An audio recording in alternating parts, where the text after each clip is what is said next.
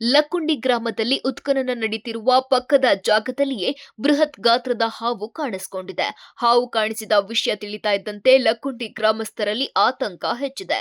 ಲಕ್ಕುಂಡಿ ಗ್ರಾಮದಲ್ಲಿಂದು 3ನೇ ದಿನವೂ ಉತ್ಖನನ ಕಾರ್ಯ ನಡೆದಿದೆ. ಉತ್ಖನನ ನಡೀತಿರುವ ಜಾಗದ ಪಕ್ಕದ ಶಾಲೆಯಲ್ಲಿನ ಕಟ್ಟಡ ತೆರವುಗೊಳಿಸುತ್ತಿರುವ ಸಂದರ್ಭದಲ್ಲಿ ನಾಗರಾಜ ಪ್ರತ್ಯಕ್ಷವಾಗಿದ್ದಾನೆ.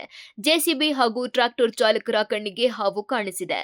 ಸಾಮಾನ್ಯವಾಗಿ ನಿಧಿ ಇರೋ ಸ್ಥಳದ ಪರಿಸರದಲ್ಲಿ ಹಾವುಗಳು ವಾಸವಾಗಿವೆ. ಇದನ್ನ ಸರ್ಪಗಾವಲು ಎಂದು ಕರೆಯಲಾಗುತ್ತದೆ. ಇದೀಗ ಉತ್ಖನನ ಸಮಯದಲ್ಲಿಯೇ ಸುಮಾರು 8 ಮೀಟರ್ ಉದ್ದದ ಹಾವು ಕಂಡಿದ್ದೇವೆ ಎಂದು ಕಾರ್ಮಿಕರು ಹೇಳ್ತಾ ಇದ್ದಾರೆ. ಕೆಲ ಕಾರ್ಮಿಕರು ಕೆಲಸಕ್ಕೆ ಹಿಂದೇಟು ಹಾಕ್ತಿರೋ ಬಗ್ಗೆ ಮಾತುಗಳು ಕೇಳಿ ಬಂದಿವೆ. ಶನಿವಾರ ಜನತಾ ಶಿಕ್ಷಣ ಸಂಸ್ಥೆ ಕಟ್ಟಡ ತೆರವು ನಂತರ ಕೋಟೆ ಗೋಡೆಯಲ್ಲಿ ಶಿವಲಿಂಗ ಪತ್ತೆಯಾಗಿತ್ತು. ಕೋಟೆ ಗೋಡೆ ಒಳಭಾಗದಲ್ಲಿದ್ದ ಶಿವಲಿಂಗ ಕಂಡು ಬಂದಿದೆ.